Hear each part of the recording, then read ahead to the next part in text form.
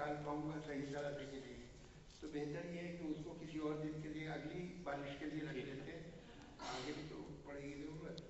तो आज कुछ और सुनिए, वो मैं सुनाना चाहता हूँ बिकॉज वो ट्रांसलेट भी नहीं हुई है।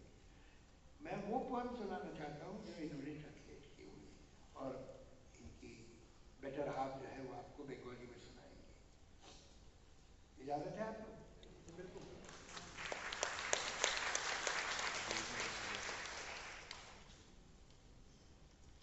शुरू करते हैं छोटी सी पोएम से।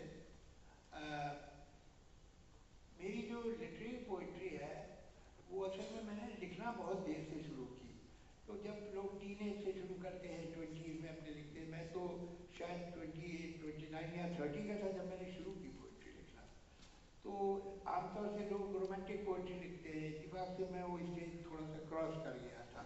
तो मेरी लिटरेरी पोइट्री में बहुत कम रोमांटिक पोएम है, बल्कि कभी कभी वो लोग जो मुझे फिल्मी गानों से जानते हैं, फिल्म के रोमांटिक गानों से जानते हैं, जब वो मेरी लिटरेरी पोइट्री सुनते हैं तो they get a kind of a cultural shock कि भाई हमें तो कुछ और उम्मीद थी, ये क्या कर रहे हैं। तो मुझसे एक आध बार किसी ने पूछा भी, आप रोमांटिक पोइट्री नहीं लिखते हैं? मैं कहती लिखता हूँ, मगर मैं वो फ्री में नहीं लिखता हूँ, उसका एक डेफिनेट प्राइस है, उस पर ही लिखता हूँ। तो लेकिन कुछ फ्री में भी लिखी, तो आप उनमें से एक आध पोएम सुन लीजिए। एक बहुत छोटी सी पोएम है,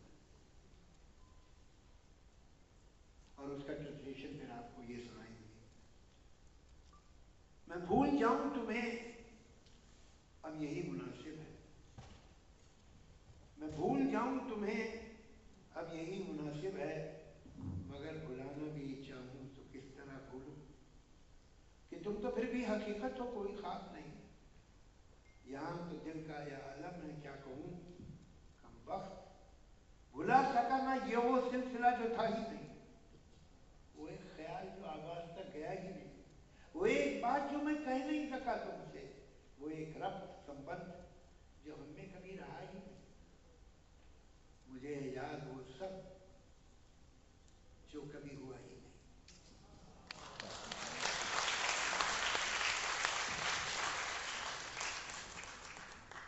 এটা বাংলা নাম যা দুঃসাধ্য। তোমায় ভুলেই যাই এবারে, এটাই এখন উচিত, কিন্তু যদি ভুলতেও চাই কেমন করে ভুলি, কারণ তুমি তো স্বপ্ন নও বরং বাস্তব।